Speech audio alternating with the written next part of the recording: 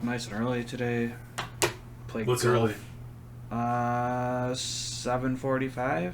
That's early. It's early, right? Yeah. You had to get some shit done, right? Yes. Because you're getting burned out. Yeah. Dude, listen, yeah, man. I am. You know what? That grinds my fucking gears. How about that? There's a difference between being a burnout and getting burned out. Oh, fuck off. Not much, but... No, I mean, I've been a burnout my whole life. Like, well, how's that going to change anything? That's just how I go. But yeah, no, I hear you. I just, yeah, fuck you. And Wow. Like I said, you're like 3 fucking more parties away from your fucking life-changing event. What? What's going to happen? We talked about this last week. You're going to be a fucking vegan hipster. Elitist. Probably better than what I got going now. I'm sort of down with that. No. I just want to annoy Bob. It sounds so boring. With We're never my going to be able elitist. to, like, decide where to go to eat. Wait, you guys true. can decide where to go to eat? Yeah. Yeah, Well, I mean- every time we went snowboarding, we had no problem stopping somewhere to eat. Yeah, I mean, because all you got to do is say chicken wings, and there you go. Yeah, there you go. So I guess maybe... Yeah, kinda- Bob's really easy with and- food, though. Charlie's not involved either, so that takes a big part of the pickiness out of it.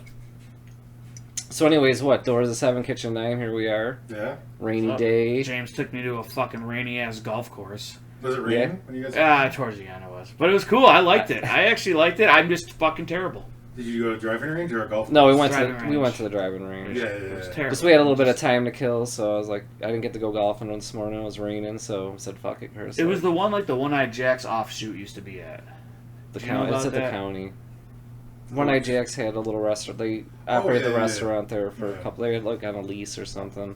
Yeah, so it was cool though. I have no form and no idea what I'm doing. But it was James fun. get behind you and tell you to swing your hips the right way Fuck, and everything. No, he was showing me. I was trying to give him. That wasn't a no. I mean, my favorite part I think is when you actually hit golf balls behind you. Oh yeah, it happened. That doesn't happen often, but Well, it wasn't necessarily behind me as it was like a little curved. I'm to just the saying, left. like production meetings out on the golf course before a show would be a fucking fun thing Can't to have a do. production meeting if the producer's not there. That's why I'm looking at you and at you too. Boom, there. Like we could all get out. We get a 4-man group out there and. Oh, drink some beers and hit some balls. I liked it, and it's nice. Like when it was really nice weather when we got there. Actually, it was perfect weather, and then it started raining at the end. But Oh, my other favorite part is when you were like super stoned. You walked up to the clubhouse for the first time to pay for your golf balls, and then you forgot your change. yeah, that happened. Well, there was like in the middle of the league was coming too, so there was a bunch of old dudes standing around waiting to get in line, and he's like walking off. I wasn't like, that stoned. That's just my normal shit, dude. I was like, I'm in a new place. I don't know. It's a bunch of golf people around. Well, I'm we in took a picture, and then that was one of the things that Sarah was talking shit about. Was you looked fucking too stoned to do anything. Oh, really? Oh, And I said that's every day. interesting. That's right now. That's No, right. yeah. No, I'm good. I don't know. All right, Why- so Go ahead. we were on the phone last night talking about you being burned out and whatever else, whatever. Why Counseling. talk Wait, hold about on. it on the phone if we can just Well, talk about it in front of everyone here? I'm trying to fucking- segue, asshole. Like, All pay right, go ahead. attention. Okay. You're watching a professional. Like, I gotta tell you how to fucking turn set lights Oh. on. Right, you're a professional. Okay. Tell you how to Turn satellites segue. on. There's gonna be a switch. What you're running to do is turn it from off, move it all the way over to on. Got any questions? Come back. I'll help you out. So, anyways, we're having a little hug fest on the phone, and you decide you want to talk. Bob wants to talk shit, which that is gonna probably start happening real soon. Yeah. And then you got shit that's on your mind that grinds your gears. So Yeah, I think we all Let's- do, I guess. Go ahead, start it off. I don't have nothing. I'm just fucking sitting here looking out the window at the fucking rain and the thunder and the gray That clouds. grinds my gears, but you can kick it off if you want. All right, So- okay. Cell phones at concerts, having them out. I think that Jack White and all these other people who have tried this are fucking smart. I think it's nothing but a distraction. However, I'm a big fan of old school, like, filming a whole show with a fucking camera. Or even now with cell phones, there are people who film full shows on a fucking cell phone and it looks fucking phenomenal. If you're going to do that and Yeah. commit to that for the whole show, fine. If you're going to pull out your fucking phone and get 30 seconds of and a little bit of sound around it, I want nothing to do with it. Screaming like, Yeah. I was at that Jack White concert where he did the put the phones in the bag thing. Oh, really? And Yeah. what did it, so what was that, like, how did that feel I mean, to it was. a little different, I guess, since we're so used to having phones out, but it was cool. What was the crowd doing? Like, were they talking about it? Was like No, the big topic that everybody's talking I actually about? ran into some people I knew, and we sat there and talked for a while, so I probably, if I had my phone, I probably would have just fucking avoided the conversation, so, I mean, that alone worked. What do you feel about? Would you put your phone away at a show I in a never bag? had my phone out. I don't take pictures because I feel like that's one problem. Is like all growing up, I just never had a camera. Yeah. And then when I could get a camera and had one, I didn't want to bring it because I don't want to take time out to like take a picture. I feel it takes away from the entire experience. Yeah. Like, for me, like, right at the beginning of the show, like, I'll take a picture just to have a picture of the show. Maybe I need it for something in the future. But after that, then no. Once in a great while, I'll take like 1 or 2 pictures, but I don't even videotape it anymore or anything. It's just No, the video quality's fucking it's fucking terrible. shitty. Like I said, if you're like in the stands at the arena or something and you get a good spot, you can film the whole thing and it'll look cool. Like, there's a lot of that shit on YouTube now, full shows from Maine and Kiss and shit. But once you start just pulling it out and getting 30-second clips, like, who the fuck is even going to watch that? And it's just phones everywhere. I feel it does take away. People get pissed. I think what bothers me is, like, the phone is the new fucking lighter. And, like, I missed the fucking lighter in the air during the ballad. Like, that's kind of cool to see. Now dude. it literally is just people lifting their phones. And that's lame as fuck, too. Like, yeah, It is. that's lame. I had to take my nephews to a Maroon 5 concert. Yeah. I had to take one for the team. Yeah, no, all right. Even Reed's like, what the fuck? We were literally just talking about how bad they were yesterday. Oh, really? I mean, it was interesting, but there was like a spot where instead of doing the ballad with the lighters, it was everybody hold the phones up, and it was fucking, I guess you kind of say cringy. Yeah. But I mean, it was fucking Maroon 5, so it was cringy enough right there. Like, dude, he's got a whole little fucking runway at, like, all the way into the floor, and he's out with his shirt off, playing, like, his fucking 3-note guitar solo, and... Alright. Putting your shit aside with Maroon 5, though, was there saving graces at that show? Like, did you dig it? I feel like Leaving was the saving grace. I know, what really grinds my gears is you trying to make, like, a good time out of a Maroon 5 show when there's no way. It's gonna be a good time. I don't agree with that. If you go in with your guard up saying it's gonna fucking suck, then yeah. But if you put yourself at a good sight line and you have decent seats, I feel you can enjoy it. I've done it with bands a million times. Warped Tour, what was it, 2017? The one that we went to? Yeah. And there was literally no good bands at it. Is that the one you were at too? I was at the It was a different one. 16, I think. Yeah. That's the only one I ran into. Oh no, I ran into you at the other one too, right? Yeah. I don't know. It was kind of weird. I mean, we had good seats. The opening band, like, I don't know what the fuck it was. It was some weird musical performance. I wouldn't even consider it an opening band. Yeah. The drummer, or Maroon 5's fucking drummer looks like Steve Kelly. That was kind of fucking funny. So I did send him a text message and a picture. I did take a picture of that, just because I'm like, what the fuck is this? But yeah, like, I don't know. I watched The Voice and all that. Like, he's not the worst dude in the world, but... So you never went to a show and thought you were going to hate it, but ended up sort of enjoying it, even if you didn't leave a fan? No, you know none what I that mean? come to mind. No? Like, if I go to a show, it's usually because I know, like... Like, I've definitely, like, used to go to shows at Showplace just to, like, meet people, to, like... Or watch go whatever, somewhere like, else. the local bands were at the Like, that's why I time. went and saw God Lives Underwater, because it was, like, $8 and a place to hang out while I waited for a ride. Or waited Right, just for something to do. Yeah. Like, I kind of feel that way when I saw Godsmack. Like, I'm not the hugest Godsmack fan, but I Exactly. left, I was like, they brought it. I think a lot of it depends if you're like on the lawn, like for shows I go to that I don't want to see, like Shinedown and Godsmack, but I liked Godsmack growing up a lot. Like, if I'm on the lawn, it's normally a shitty time because you don't feel like you're a part of the show anyways.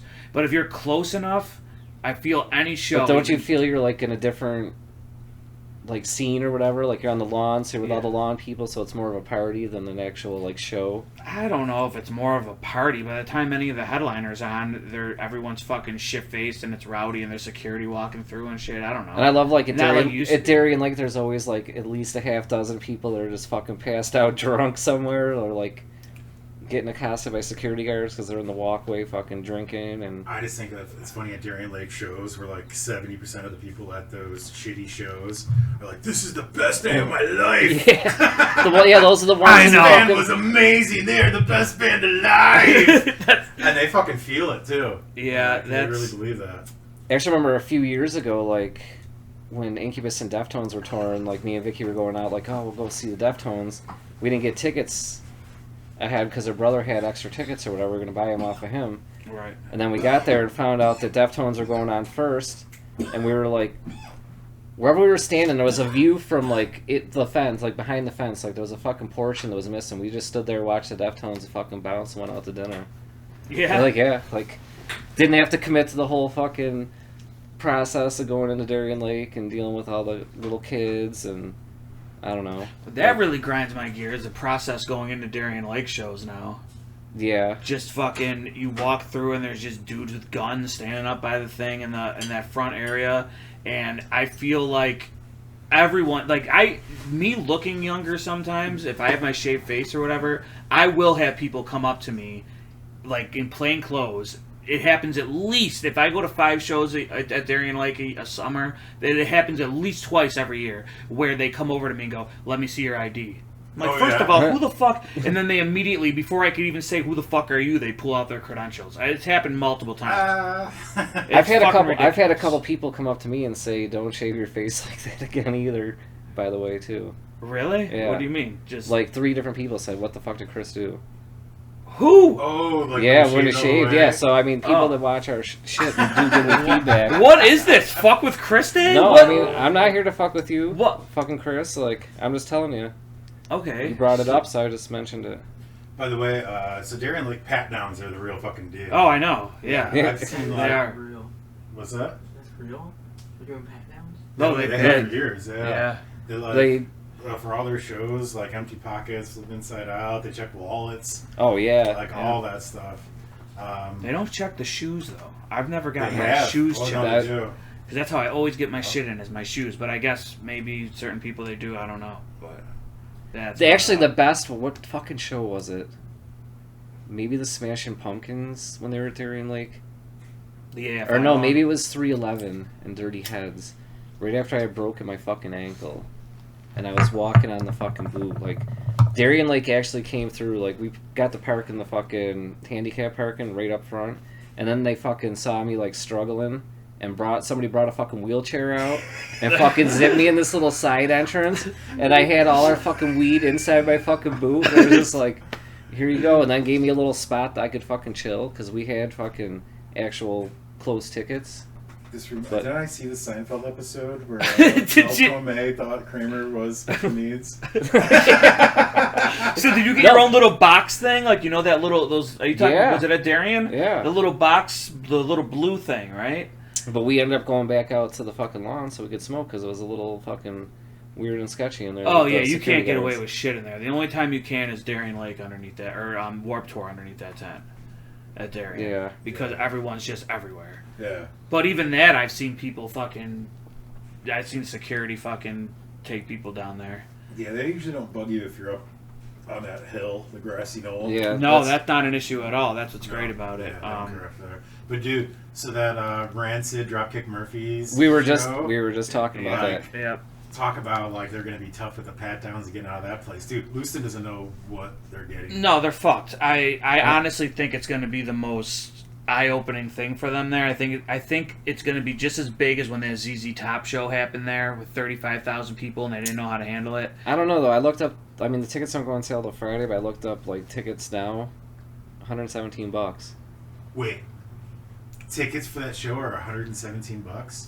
as of right now. Those might be the resale tickets Yeah. from the last round. So yeah, if But- you type like these reseller I mean, those companies, were still even like $50 or $60. Wasn't like, hey, let's bring ZZ Top in, and was it free or $5? the one that they I was played, at- they I was- played 3 years ago as well, and that was $5. Okay, This was free. I was at the free ZZ Top one too. and it was fucking ridiculous. And Okay. then they started.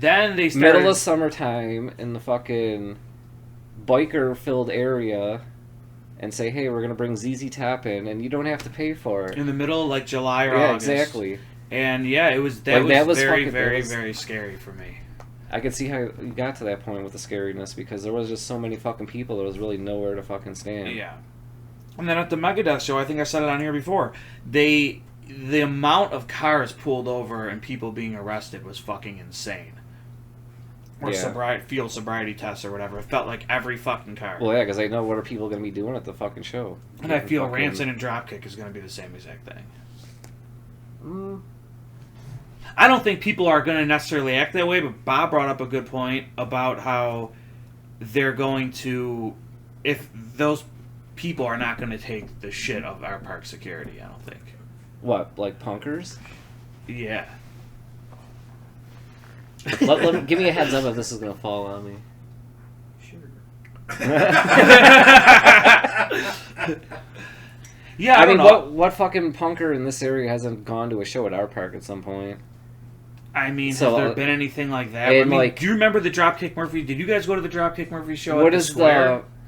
Yeah, and that was years ago. Yeah. Now the fan base, like, everybody has kids and, like, jobs and is old and, you know, like, there's not going to be this fucking crazy anarchy. Like, they're not going to be burning down fucking Yeah.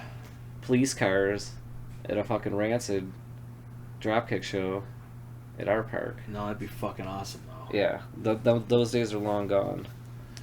Yeah, I don't know. I don't think they're long gone. I think security just knows not to push the limits like they used to. Because you know what I mean? Long gone from, I mean, like, that thing that happened in New York City with the hardcore show, like, that was pretty fucking... Did you see the Los Angeles one? That happened, was like, it a recent? week after that. It was like in a fucking alley or something in the middle of nighttime, and it looked fucking wild. Dave was actually telling me about that, but I never seen the footage. But I read something there was something that posted that day about it, but I never looked Like, into it. whoever was videotaping it from the roof, and it was like in a parking lot or in an alley. And there was like cops like shooting rubber bullets and stuff, yeah, right? but it was fucking mayhem. Have you guys ever been to a show where cops have broken shit up, like in a bad way, like you've seen them fucking going nuts? That ever happened? It got close to the first Smashing Pumpkins show. Did it? Yeah. When- Like I said, I was saying last week, I don't know how it was so fucking rowdy, but they had all the chairs on the floor. They were all tied together, and at some point there was a fucking, like, 10-foot pile of chairs in the middle of the fucking thing. And that's when they were coming in with the cops and trying to remove the chairs so people weren't launching them as weapons. Holy shit. Yeah, I've never been anything too violent by the cops like that, but one time me and Tim went to our buddy do it. It was around the time I was rapping too, but he went to do a freestyle rap battle at Broadway Joe's, and a whole bunch of fucking people started brawling.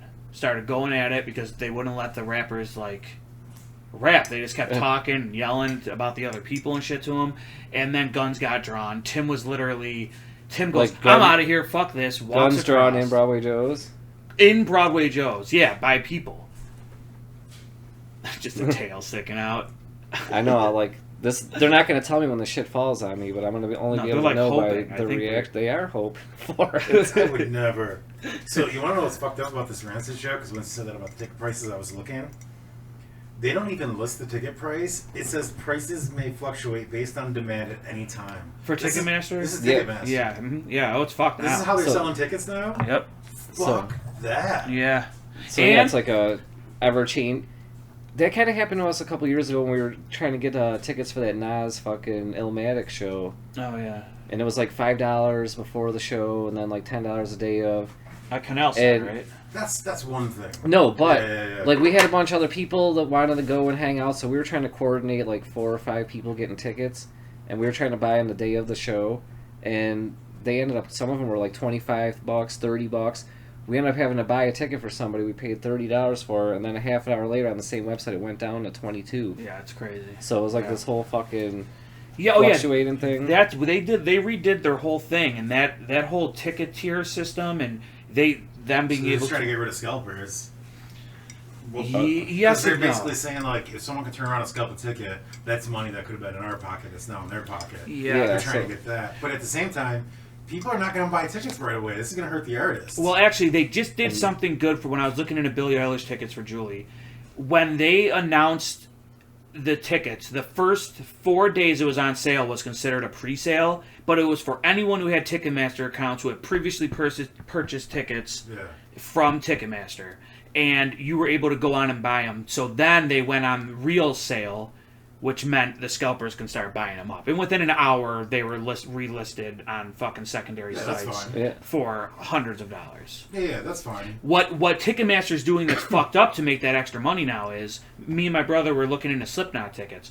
Anything after the 300s, 200 level, 100 level, Pit, Pit, 100 level, and 200 level, and I think it might even been 3 too, is every single ticket is now part of a VIP thing.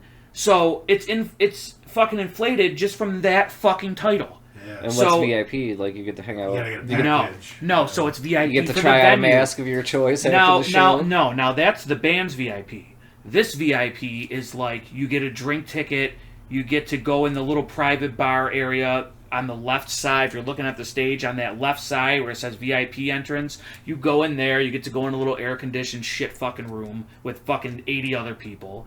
And then you get to go to your premium seat, which now could be in the 300 level, but you're paying that premium price for it. It's just so they can make that extra money. It's fucking crazy. No merch options. Like you get a Dude, fucking. Only if but- it's the band. Unless you're paying fuck for the- Slipknot and Billie Eilish, it's not. Those bands aren't going to be hurt by any of this. No. It's going to be any of these like middle tier, lower tier bands that aren't like super popular that are going to try to sell tickets, and now But they're not going to be playing in those big kind of venues. They're never going to have a chance now. What do you feel? Do you feel Primus, like Alice Cooper, these bands that play these smaller B and C level amphitheaters and markets, are they a part of the upper echelon of your saying, or I don't know. under? I guess it's going to drive people to do their own ticketing. Well, they sort of already are in a way. Like they're offering these meet and greets, which is totally by them. That's why it never includes the concert ticket. So it's like $600. I think it was $620 for the Alice Cooper one. And you get to meet them and all that. This is shit. why Chris has been working so many fucking hours. No. Me and Dave were. There's so many old people going on tour this year I need to meet. Yeah, they're gonna die real soon. But I think like Alice Cooper and Slipknot are your elk and like cancel culture topics. Yeah. really? Yeah, I mean, you kind of like. Well, I'm using them as examples because I know what they draw, and I know. I don't know. I use them as. Yeah, I use them as. This kind of grinds my gears. What? Hearing about those bands all the time. Oh, And well. yeah, well, we got you one step closer, Chris. You went out to the driving range today. You're learning how to actually hit a golf ball. We'll Yeah. get there. And I'm having a rotten week. I'm just trying to stay fucking busy. maybe someday you'll be able to go golfing with Alice Cooper Maybe. and not look like a total asshole. He doesn't have much time left. I know. Yeah, that was fucked up. Hey, man, I told you, I have no idea what I'm doing golfing. But I'm going to learn just so I can meet Alice. That's what I'm saying. That's like an extra in. All right, what else really grinds your gears while we're at it? Me? Yeah. Well, it really grinds my gears how like EA Sports comes out with the same exact game every year, makes you buy it all over again, and changes like hardly anything except some menus. And maybe a couple like numbers on the player stats. Yeah, they'll like add a feature that they took out 3 years before that. I'm like, yeah, spend another $60, and then you got to buy $100 if you want like the packs to keep your team like up, because now it's all pay to play. Because all these games are microtransactions. Right. So, like, if you want to compete in, like, different game modes, like, you have to buy packs. You have to spend, like, real money. Or you just, got to grind it out. And it's, like, play every day, get your free pack, sign in at least, and, like, play one game. Or, like, yeah, it's stupid. Like, I don't play any of those games anymore because it's just a huge time suck. All right. Well, okay. And that makes you mad? Yeah, because, like, I don't want to buy the game every year. And, like, I'm not going to anymore. I don't every year. I see what you're saying, but even the old school games for Sega and stuff with NHL and football and stuff, they never really changed much either. Like, Oh, yeah, they did. But like Mario and Mario 2 did, opposed to Mario 3, Mario like it 2 was was different. Yeah, Mario. That Mario, was a yeah. whole. No, Mario 2 was terrible. I get that. What?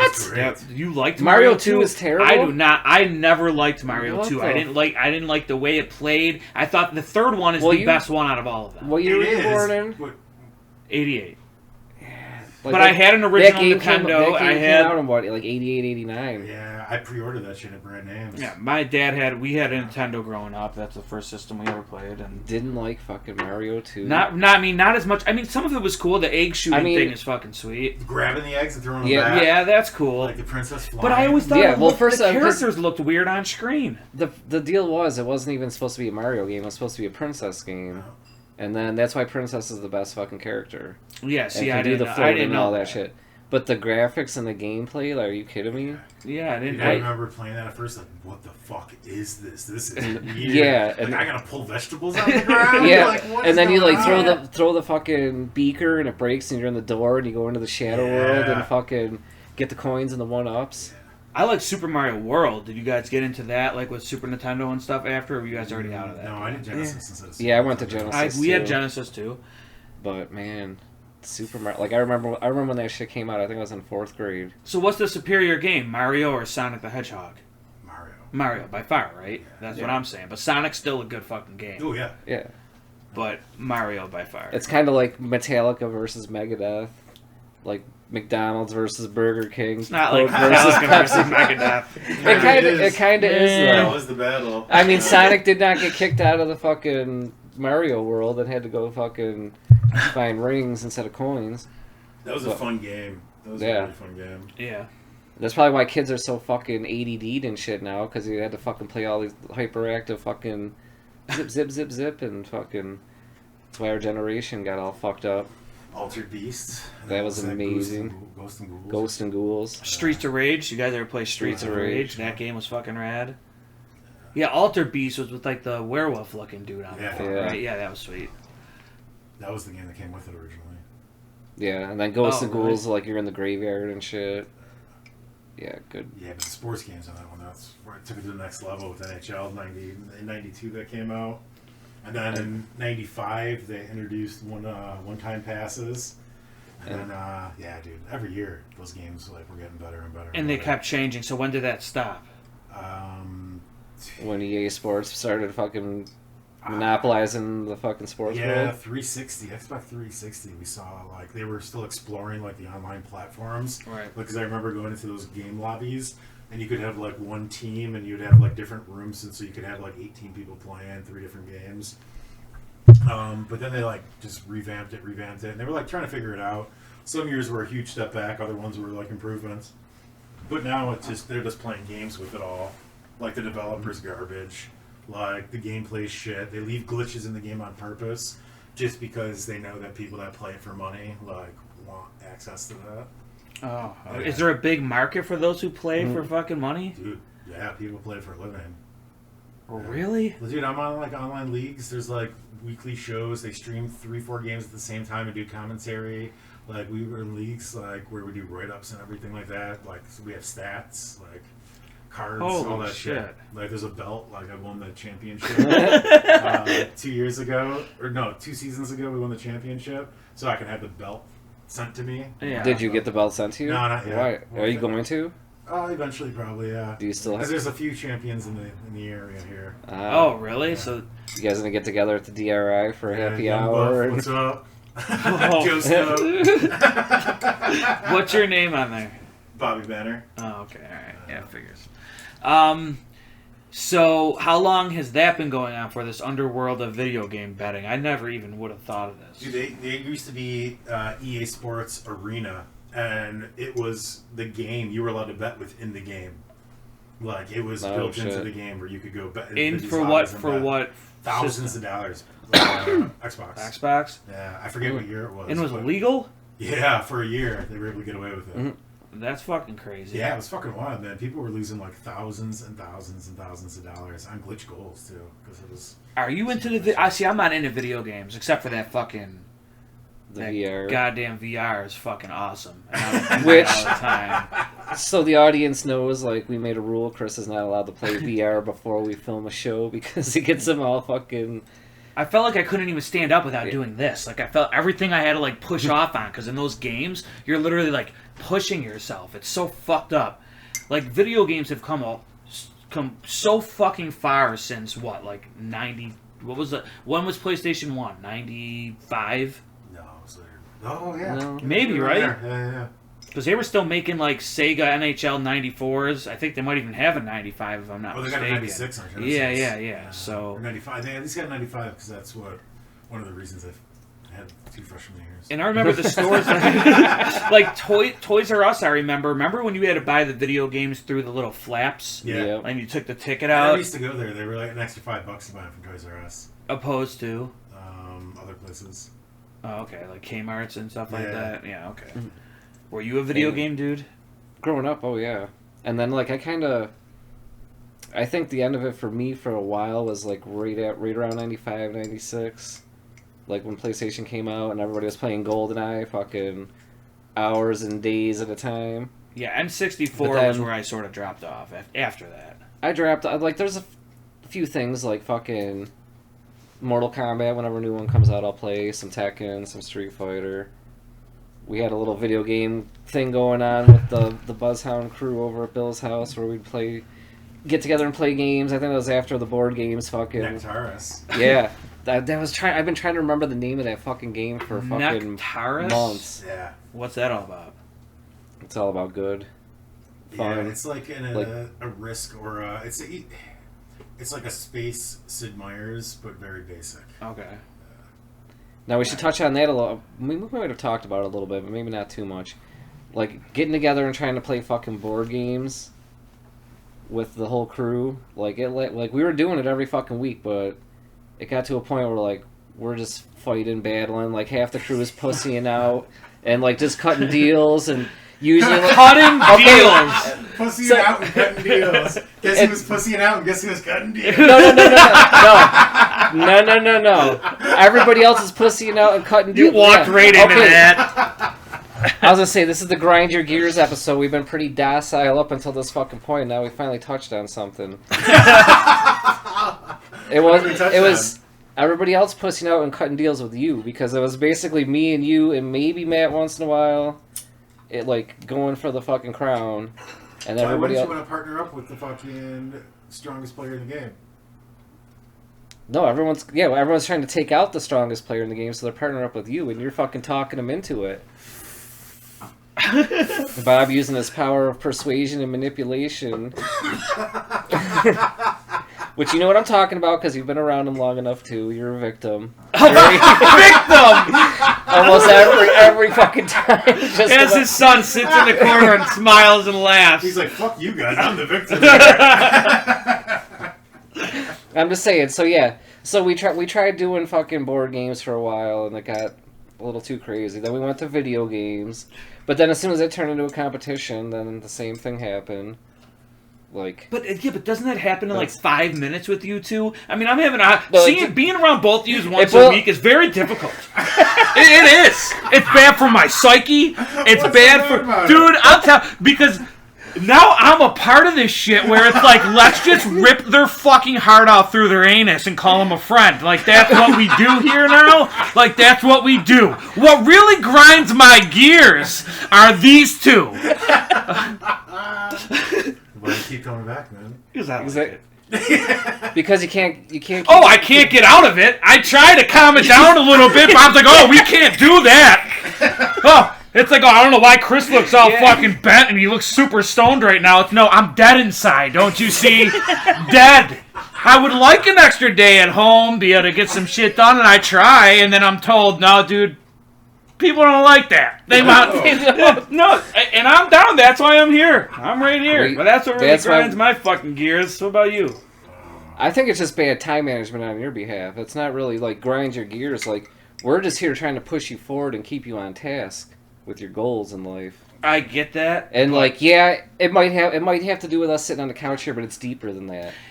Listen.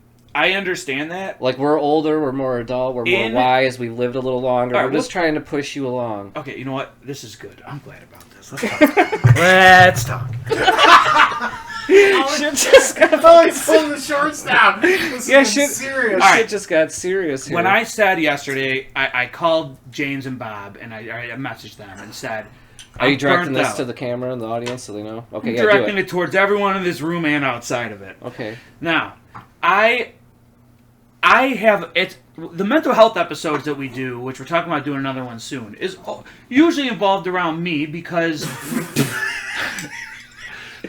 I am open about my shit, and honestly, it puts me in a bad place a lot of the times where I think I word the shit wrong, or it comes out in my actions or my moods. But in reality, when I'm dealing with a whole bunch of shit that's stressing me out, my initial reaction is to shut down. Because of this podcast and through my band and shit, which everyone here is involved in some way or another, I have felt like I have a new sense of being able to get this shit out and do it constructively, okay? I'm burning myself out in the amount of hours I'm working and the time that I don't have to get my shit straight. And I struggle with getting my shit straight on a daily fucking basis. It's nobody's fault but my own. I totally get this. And there's many things I'm extremely embarrassed about that I hate talking about. Driving and my fucking problem with that. It's fucking every day that kind of shit fucking weighs on me to the point where I shut down and don't want to fucking do this shit to even make it better. Because I don't know how to when I'm struggling like that. So when I said that I need time off, or that I think we should go a little bit less than once a week, it's because I truly believe that I need to step back and put priorities first, and I don't know what's priorities anymore for me. So I'm trying to figure that out, and I'm trying to cut things down a little bit to see what is proper to do that with and what is not. Does any of this make sense? Yeah, you know what really grinds my gears? Hold on, I'm not trying to overstep your little thing. It was great. Okay. I'm a little. See what I'm dealing with? No, what really grinds my gears is the media distribution company the Korn uses flagged us on the clip of Fieldy in the studio saying, "Even rappers cry." Yes. Because that would be the fucking best clip here for half our fucking shows. It really grinds my gears that we can't have that clip. No, listen, when you call to talk to your boys or something and you... Go ahead. So yeah, did you address what you said? What are your priorities? Okay. Getting my relationship together, which is an absolute fucking disaster. Wait, is this did this turn into a mental health episode? I don't know. I Okay. Sounds like that's where you want it to go. So Okay. Well, no, well, Hey, let's talk. We're just talking. I know. The older I've gotten with my anxieties and shit, and I notice because working with Dave every day, everyone thinks I get so defensive. And in hindsight, it is me getting defensive. But inside, if I got so defensive about shit, I never would have brought it up in the first place to talk about it. It's just the way I react to things. And I think my friends and a lot of people sometimes take my crazy ADD fucking way of approaching things as something that it always isn't. And when that happens, and I think people are talking about me, or people are, it's becoming harder for me not to feel people are conspiring against me, and I know it's just not true. So the paranoia is sneaking in? It's sort of fucked up. Yeah, because I'm so open about shit, and so, that people don't...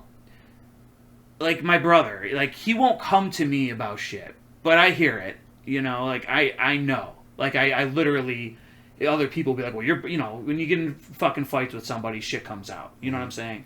So you're caught in some kind of weird crossfire.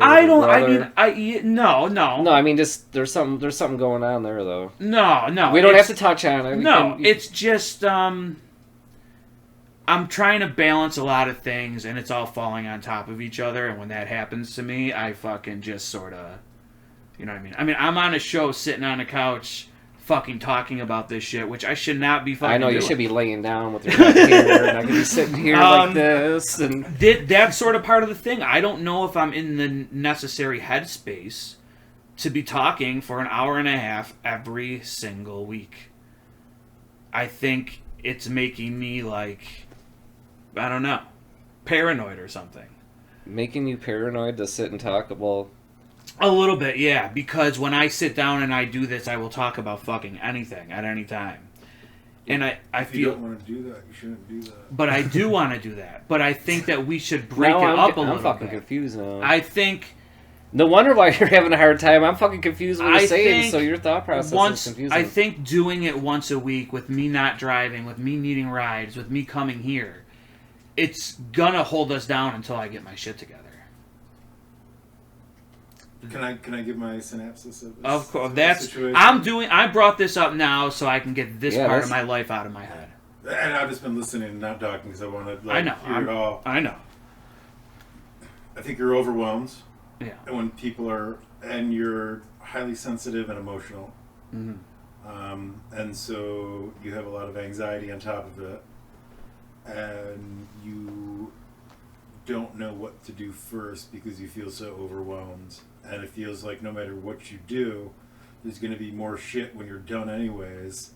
So you're never getting out of that fucking hole of just feeling like I don't even got time to do everything I need to do, let alone want to do. Yeah.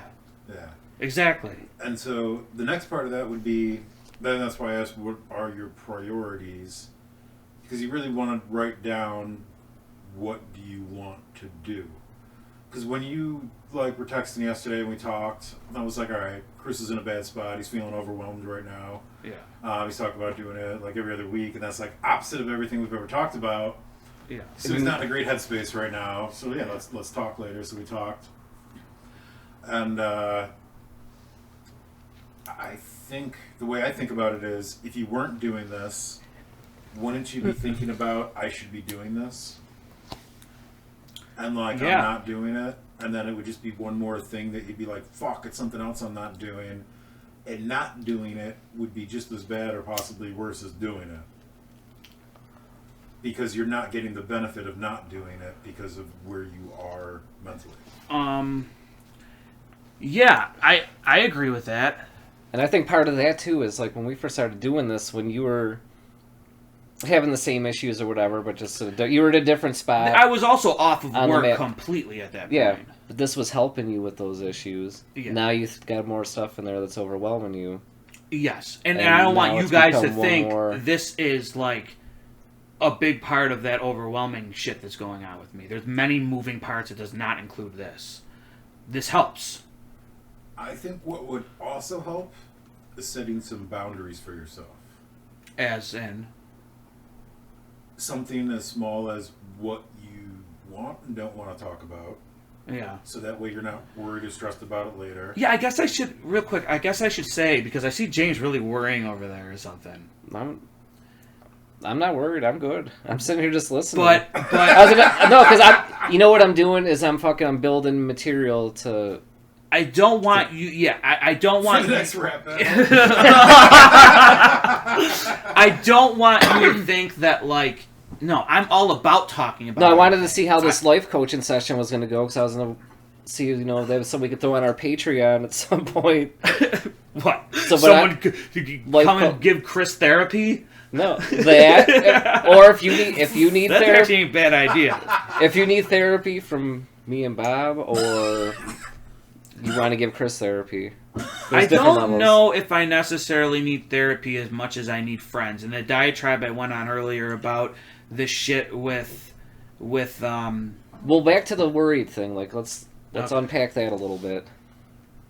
regarding. You said you look a little worried. Oh, This is part of the whole thing because Yeah. you have all these worries too. No. Enough about you, So- Chris. Let's talk about James. no. Why do you No. think he looks worried? Okay. No, because I'm not worried. You looked thrown off when I started talking about this whole thing. I was just enjoying this play out in real time. I don't even, maybe enjoying isn't even the word. I was just watching it play out in real No, time. everyone who's ever been in my life knows how much I struggle, whether it's my fault or not. I struggle, okay? I'm not making excuses. I hate that that's the way it is.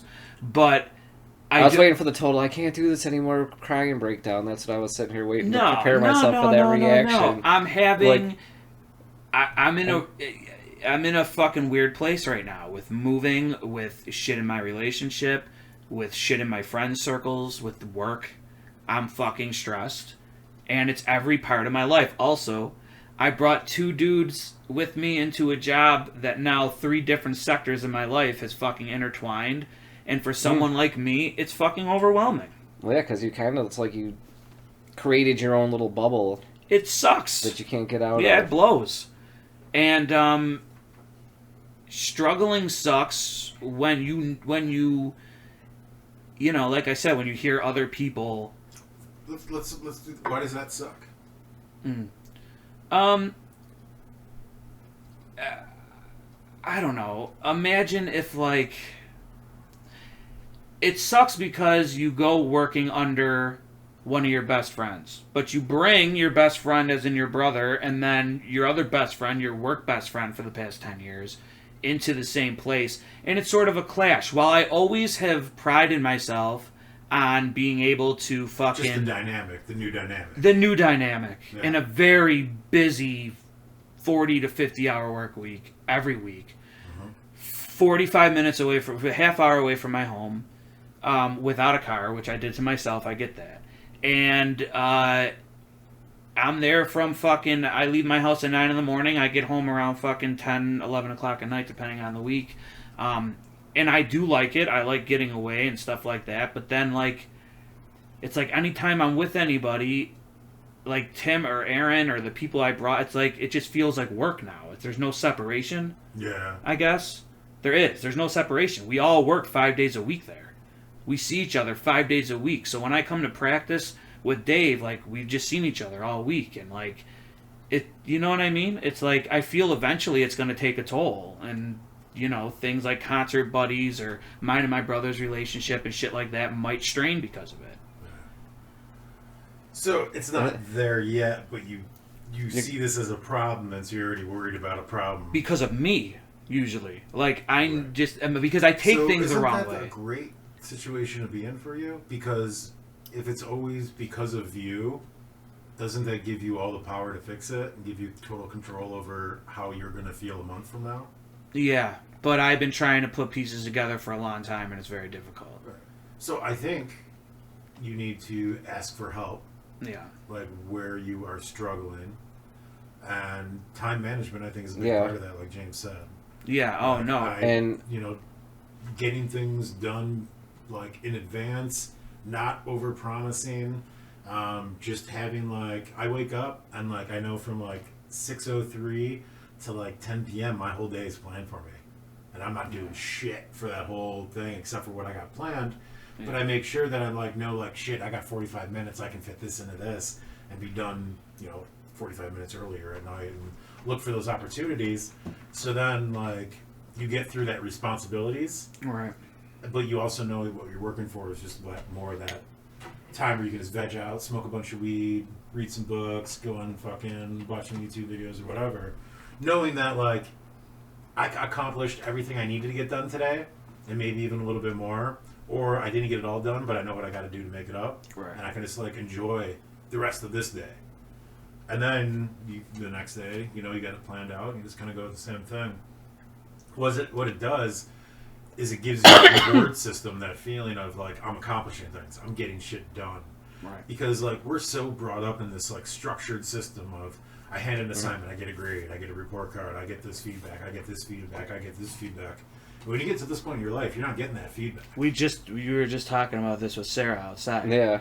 Yeah. About how no matter how hard you work as an adult, what did you say? There's no award. There's no reward.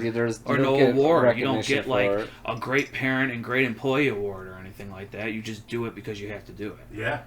And I know, and I get that. And I guess, you know, it should probably start with stopping smoking weed for a little while for me. Probably. Yeah. It probably should. Take a break. Just don't smoke before 9 p.m. at night or lunchtime or whatever it is, you know. Yeah. And make boundaries. And again, the only reason we're having this discussion is because I'm struggling so hard inside about it over the last few weeks that I don't know what else to do other than bring it up here. No, and this is the place to do it because, I mean... and it sucks. You think with all the shit... I like that shit, that I like that I'm going to go home and say, I did it again. I just talked about it in public, like, instead of just holding it in or calling someone specifically.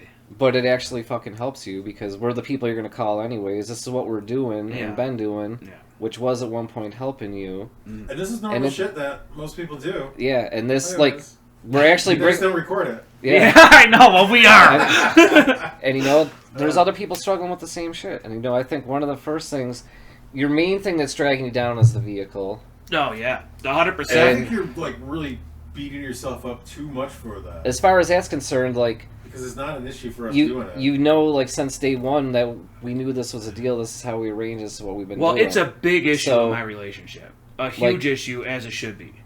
Like so. Well, that's fine. Like, You know. Well, it's not fine, but like. I'm just separate saying. that. Yeah, exactly. Separate that. Oh no, and I You can't. again, it's You know. can't show up here at the hills and then like have that weighing on your head, and while we're trying to fucking record Yeah. material and stuff, because the material is going to be lacking, and that's like it is.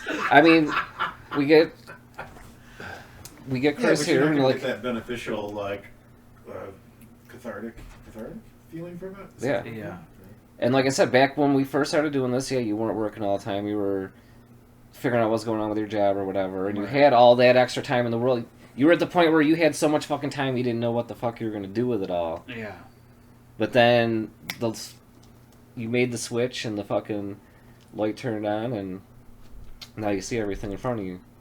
Yeah, and again, I love this. I love doing this. I love the fucking small audience as of right now that we have that we're trying to build up. I think we're fucking have some shit to say, but yeah, that's Yeah, I mean, that's, go ahead. You're like a little frightened animal. You got a little scared, and now you're like in the corner a little bit, and you're trying to like You're a figure out bear, what to- man. You got big bear claws. Oh my god, dude! Never call me a bear again. Use a different animal, like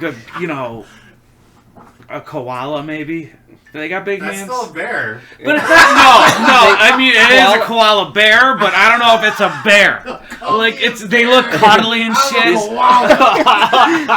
I'm the smallest bear there is. That's fucked up. But anyways, like I don't know. I get it with the whole thing that you have. Yeah, You're and feeling it out. again, when we were One of your very easiest, one of the first things while we're listening to this and it's going through my head is, now every night after work, like you're staying there with Dave, like can you get a ride home with your brother or the other kid? No, because I won't. No, because that's a boundary I set very early on. Like, Tim and them are not to be asked or fucking pressured about this at all. This is our deal.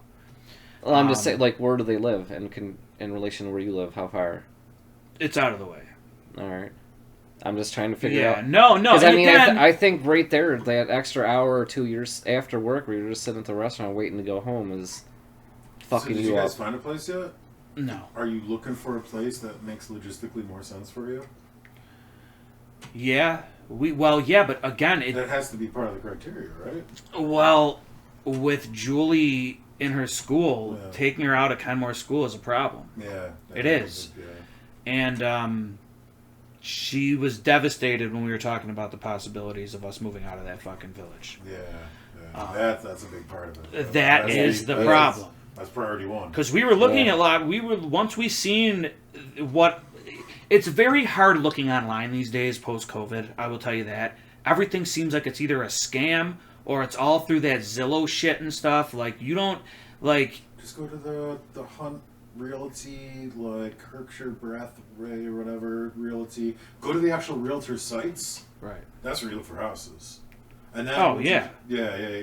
But yeah, Zillow is. I mean, they had information around this. About this house completely wrong until like 2 years ago. Yeah, I figured. Completely. It was like 800 square feet less than what it said on Zillow. Or like, it said it was 800 square feet less than what it actually is. Oh, okay. And just weird shit like that. I was hoping that's what they were going to tax me on at some point. Yeah, no, we thought we were going to be there for a little while, long enough to where when we were ready to buy a house, we can go and do that. And then plans have changed, and it just sort of sucks. It's straining the relationship a little bit. That me not being like that sort of the thing is like a lot of shit with my time schedule. Me not driving, me getting home when I get home and leaving when I leave. What's stopping you from getting a car?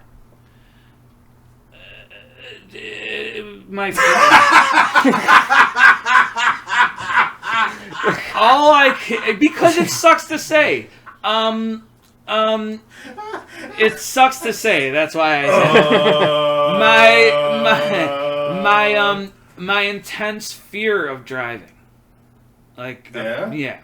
What do That's you? not what I was expecting. I got we went to somewhere in Ohio, and I don't blame this necessarily, but and we went to a golf cart or not a golf Go-kart? yeah, Go-kart. go-kart, and I was probably, I don't know, maybe 9 or 10, maybe a little bit older, but my dad had my brother, so he was like, go and you can drive by yourself, and I crashed into the whole fucking pit of cars. Like, I don't know. That's like the best thing to do in those places. My sense of my direction, my You were on a go-kart. I at a get a go-kart paranoia track, when like- I'm in. This is gonna sound fucking ridiculous, but when I'm in charge of something like that, and it's been so long, like I let me say this: I have driven probably 15 times in my life. I've gone to as far as the reservation. I've gone as far as Springville, and I make it through. But I also feel like I'm on autopilot sometimes when I do it, and it scares the fucking shit out of me. Because I am now in charge of a bunch of people's lives once I get on a throughway or once. And I don't want to let my absent-mindedness fuck up someone else's life. Well, just don't even look at your phone. Yeah. Just put it in the I never fucking text or anything while I'm driving my I phone. don't text. Like, At I'll, all. I'll put something up in the music, Yeah. but yeah, sorry. And if it makes you feel any better, Chris, like this thing happened to me a few years ago, where like my light flashed before my eyes, and I've been kind of fucking like I don't like driving as much as I used to. Like I'll still fucking drive across the country or down the coast, whatever. But I helped this person I know like do a wedding or whatever, and he was like super into Jesus and shit. Found this new woman, like super religious, super fucking weird. He didn't invite any of our other mutual friends. But since I was, like, Matt and Charlie wouldn't do the pictures because they were doing other weddings that week, so I did it for them. Because I used to help Matt and Charlie. And then he was, like, having a little barbecue, so I helped him cater it, too, just because they didn't know what the fuck they were doing. It was this weird religious fucking thing. Weird whatever. So I got the pictures back, and I was driving him down to this dude's house, because he was going off on his honeymoon. And me and Vicky were driving down the 290, and it was, like, raining and shit. We're probably doing like 45, like a little under the speed limit. It was raining, and we fucking spun out in the middle. Like we're in the middle of talking, and just fucking spun out and started fucking going backwards, and like through this whole fucking bit of traffic. Like saw my light flash before my eyes. I was gonna fucking die. And ever since then, like even driving up to your house sometimes, like that day when that fucking dude fucking jetted across, and I showed up all fucking flustered, like. That's part of my anxiety I have is I'm afraid to drive because I'm afraid after seeing my fucking light flash before my eyes. But and it's not even anything specific, I guess. It's when I get in the driver's seat, I get fucking nervous. Really fucking nervous. And I promise both of you that my fucking dream is to fucking drive to a fucking concert myself in a different city. This is a very achievable dream. I know. You know what needs to happen? And for some reason, it's the one thing that I know I can control, and I choose to not fucking do it. Yeah. It's a prison. I'm telling you. It's not. It's not laziness. Like I'll fucking drive right now. It's just this intense. You do it to yourself. Paranoia. You do. I'm sure that's I do. why it really hurts. But how do I stop? So what do I do? I was waiting to see that extra line. What do I do? I kind of really think you need to talk to somebody. Yeah. Because I think you're self-sabotaging. And I think that you want to fix things and you do not have the tools to fix them yourself. Yeah. You need to just go somewhere with Bob and wait for him to get too shit-faced and have him tell you to fucking give the keys and have you drive. Like, dude, I can't see the road. It's all about, like, learning how to drive and getting that confidence. Like, first thing is, like... And trust, it is the most embarrassing thing in my life. I'm also extremely embarrassed by it, and I think that plays a huge role. Listen, like, the fact that you're so fearful is good, because it's going to make you a cautious driver. Yeah. Which, like, they say, fear keeps you safe, panic is what kills. Right. Right? So it's good that you're fearful. But the only way you're going to get over that is getting reps in. And so you just have to keep on putting yourselves in those situations. Yeah. Like, this is going to be nerve-wracking. This is going to be like getting on stage was in the beginning, you know? It was like, It's exciting. It's exciting, but at the same time, it's like, am I going to remember how to play this song the right way? Am I going to remember this change? Am I going to fuck this up like I do? It boils down to this. Are you going to feel worse sitting there feeling bad because your friends had to pick you up, or are you going to be feeling worse because you just got in the car and drove there yourself? I know. Trust me, I know the answer to that. Obviously, I mean, yeah, it's fucked up. And dude, but now I'm so far along. But you said it's the number one issue in your relationship. It pretty well, and your life. Like, think about it. I don't know if it's the number one issue in our relationship, but it definitely is something that gets thrown in my face a lot. Yeah, well, by myself and by somebody else, not just somebody else. So what I would say is that it is the one thing that you can do that will help every single situation you're in. Yeah, I know. Yeah, join our Patreon and get life coaching by Bob and sometimes James. Until you're the one life coaching James. All right, so shit. Well, that turned into a mental health episode quick. It did. Did we achieve anything with it, or did we just talk in circles? Yeah, I mean, I'm sure mine and Bob's ride home will be interesting. Yeah, I'm just in a very vulnerable fucking spot right now that, again, I know I've done to myself, but it just is what it is, and I struggle with it. And I don't expect people to understand. I don't expect people to fucking have answers. And I don't expect people to be okay with it. But I do know that my friends care enough to keep me around, even though sometimes I'm fucking out of my mind. Aww. So, right? I mean, that's all I can go for right now, I guess. And right now I'm focusing on working and banking fucking money. And that has to be my number one fucking thing right now while I'm talking about moving and hopefully getting my shit straight with this driving shit. So. Yeah, driving. Money in the bank's good because it'll help you out later. And again, this is a breakthrough in itself because I hate talking about it. I don't want to talk about it. I fucking hate it. I hate that. That's probably most of the reason why I don't get up and do it because I'm so embarrassed about it. But here we are, fuckos. Sabotage. Yeah, like I said, join our Patreon. Fucking come sit right here. You can get a little closer to Chris and talk to him too. All right, so subscribe, whatever. Kitchen's closed. Thanks, Internet World.